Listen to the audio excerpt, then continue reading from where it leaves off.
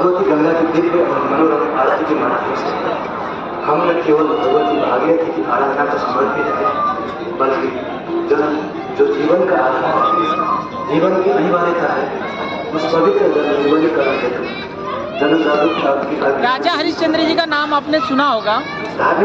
जब भी कभी दान की या ईमानदारी की बात होती है तो लोग बोलते हैं कि ज़्यादा हरिश्चंद्र बन रहा है क्या। ये कहावत हमारी आम बोलचाल की भाषा में भी आती है।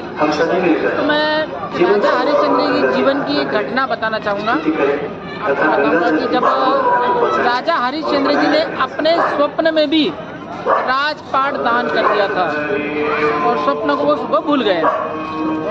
जब उनके स्वप्न को विश्वामित्र जी ने याद दिलाया कि हे राजा हरिश्चंद्र, तूने तो अपना सारा दान कर दिया, फिर भी तू राजा बन के बैठा है। तो फिर राजा हरिश्चंद्र को याद होता है कि हाँ, मैंने अपना सर्वस्व दान कर दिया है। राजा हरिश्चंद्र जी ने अपनी पत्नी और अपने बेटे को भी दान कर दिया था और स्वयं को एक लाश जलाने वाले को, कब्रिस्तान वाले को स्वयं को भी समर्पित कर दिया था, बेच दिया था। इसी घटना में आगे चलते हैं तो राजा हरिश्चंद्र जी के बेटे को सांप ने डस लिया था।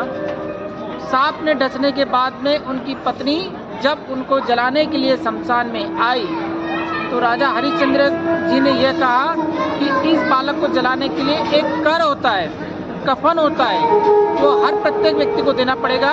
हे माते, तुम्हें भी यह देना पड़ेगा। पर राजा हरिश्चंद्र की पत्नी तारावती जी, उसके पास देने के लिए कुछ था नहीं, तो उन्होंने अपनी साड़ी फाड़ी और जैसे ही साड़ी फाड़ी और कफन के लिए कर दान देने लगी, वैसे ही विश्वामित्र जी प्रकट हुए। विश्वामित्र जी ने कहा कि हे राजा, जब भी दान की, पुण्य की, ईमानदारी की बात होगी तो राजा हरिश्चंद्र तेरा नाम सबसे पहले आएगा। तब से ही राजा हरिश्चंद्र का नाम याद किया जाता है। और मैं छोटा सा आपको राजा हरिश्चंद्र जी का घाट भी दिखाऊंगा, जो कि बनारस के घाटों पर बना हुआ है, शमशान घाट राजा हरिश्चंद्र जी महादेव। आइए दिखाता हूँ।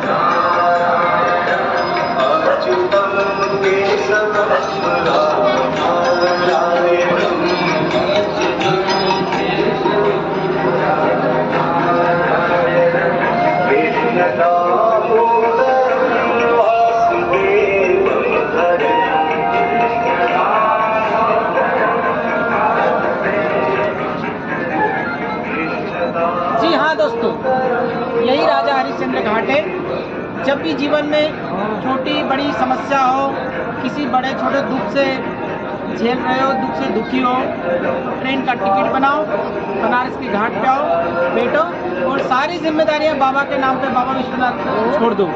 स्वतः ही आपकी दुख, पीड़ा, दरिद्रता दूर हो जाएगी। महादेव।